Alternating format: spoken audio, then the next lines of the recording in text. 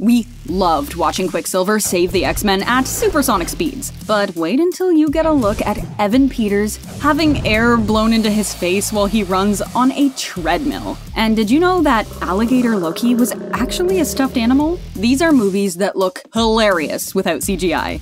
That's right, one of the coolest scenes in the movie was mostly performed in front of a green screen. And for those close-up shots of Evan Peters' face. With Evan the actor on a treadmill. And that wasn't all. They were blowing massive amounts of air at my face to get at that rippled look.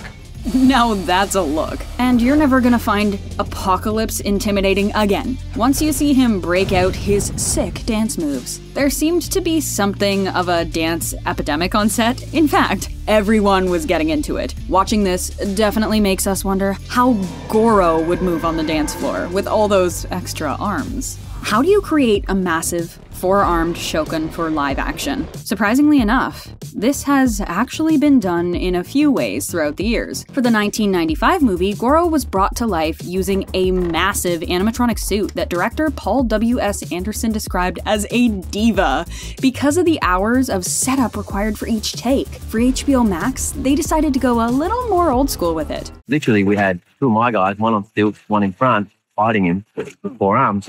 The giant head might be the best part. It's a lot funnier watching two ninjas in morph suits fighting Cole Young. But hey, at least he wasn't a stuffed animal. Yes, Alligator Loki is one of the strangest additions to the show. He's a Loki variant who happens to be an alligator in all its growling, crowned glory. Hang on, you're telling me that thing's a Loki too? Oh, yes. But as you can probably guess, having a live alligator on set can be risky. And so, they decided to go the CGI route instead, and used a blue stuffed animal as a stand-in on set. And when it came time for the alligator to chomp down on a Loki variant's hand, they just had the stuffed animal tossed across the set. It was almost as ridiculous as not being subscribed to our channel, so just make sure to hit that red button. Before we move on to a tale as old as time, it's a love story for the ages. A beauty and her beast, of sorts. To play the beast in Disney's live-action movie, Dan Stevens had to wear a mix between a motion capture suit and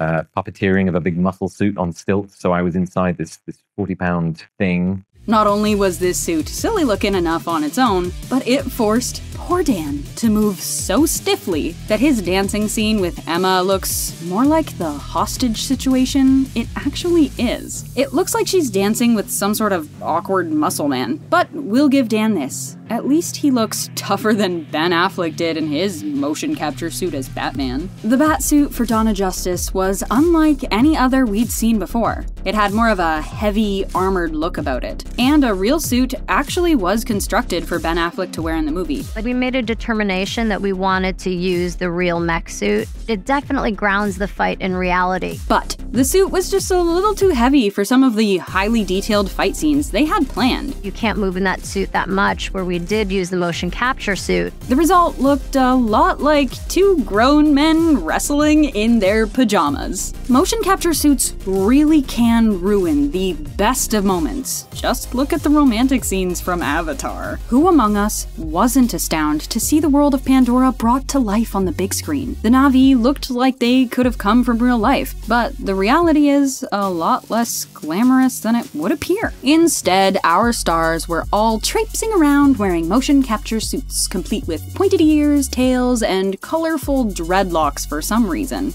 They look almost as nerdy as our Avengers did on set. And just watch Sam Worthington getting pummeled by stagehands before getting jerked around on strings to act out being attacked by Pandora's wildlife. But the best part just has to be the massive headgear that really gets in the way of some of the more romantic moments. Watching our heroes come to blows on an airport runway was one of the best moments in Civil War. How cool was it getting to see Spider-Man in action for the very first time? Although the real-life version of Spider-Man leaves something to be desired with those dead eyes. But he's got nothing on Iron Man and War Machine, both of whom seem to be outfitted in leggings and ski boots in place of their super suits. All in all, everything Everything about this scene just feels so much less impressive when you're watching it all play out in front of a green screen. But hey, at least nobody had to dress up as a giant shark.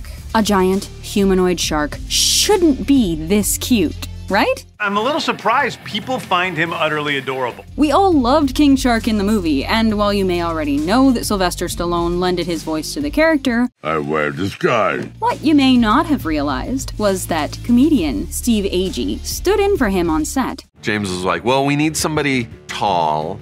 And I was like, oh, thank God, I think I'm James' tallest friend. The only problem was, poor Steve needed to be dressed up in a padded motion caption suit and full headpiece, plus a displacement suit that would help the other actors know not to stand too close to him. Or, as Margot Robbie described it, weird thing on his head, which you get used to weirdly quickly. This might have to be one of the most embarrassing looks on this list. From our four-armed fighters to blue aliens, sometimes CGI really does make movies look a whole lot better. Which one of these hilarious examples were your favorite? And are there any other movies that look funnier without special effects that you can think of? We'd love to hear what you think, so make sure to let us know down in the comment section.